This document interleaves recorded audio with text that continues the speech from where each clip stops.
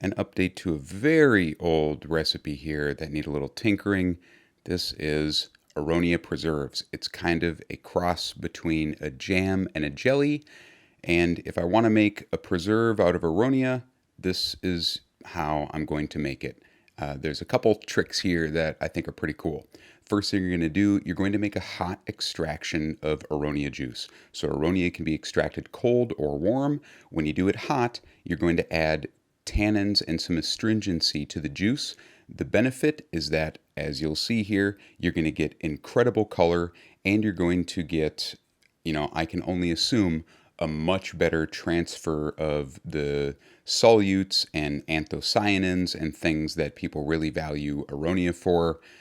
If you do a cold extraction, you could still do this, but you're not going to have the brilliant color that I get here. With a cold extraction, you don't get the astringency though, so that is something to keep in mind. But the way that I make this, you're not going to taste astringency in the finished preserve. We're going to strain that juice and just look at that color. If you do a cold extraction, it's not going to look at that. It's going to look watery. We're going to press the juice out and try to get as much as we can. I like to use a chinois. You could use cheesecloth. And originally, I pureed a bunch of the chokeberries into the preserve, and it was just the texture was just a little bit too astringent, and it's just much better with juice. To get by the small amount of astringency you'll get in the Aronia juice, we're going to add some citrus zest. Aronia needs some help. They don't have a lot of flavor at all, but they have fantastic color.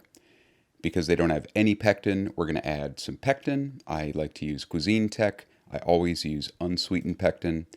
Mix that with the sugar.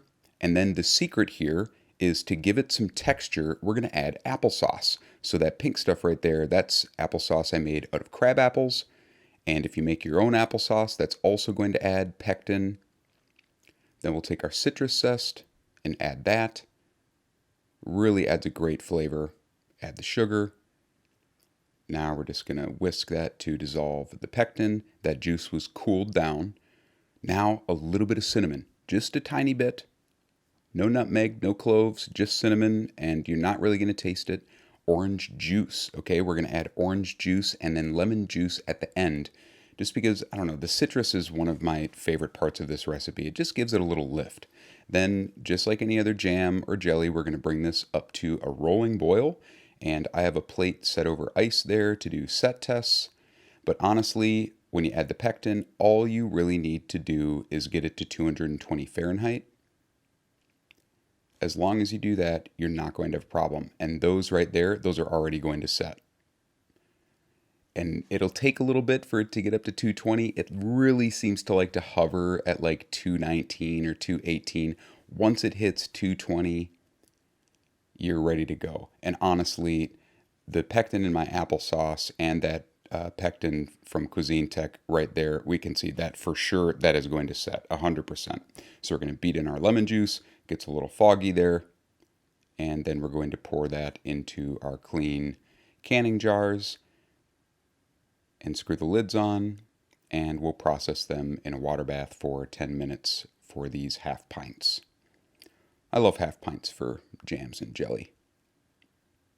Now let's take a look at the set. Like I said, it's kind of a cross between a jam and a jelly.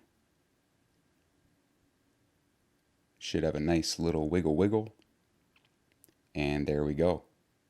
Just look at that. All that Aronia goodness. Now, a couple other things to mention real quick. If I don't want to process something with a bunch of sugar, I have an Aronia vinaigrette where you use the whole fruit.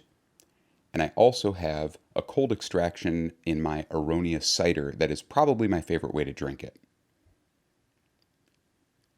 I hope you get to try some Aronia this season.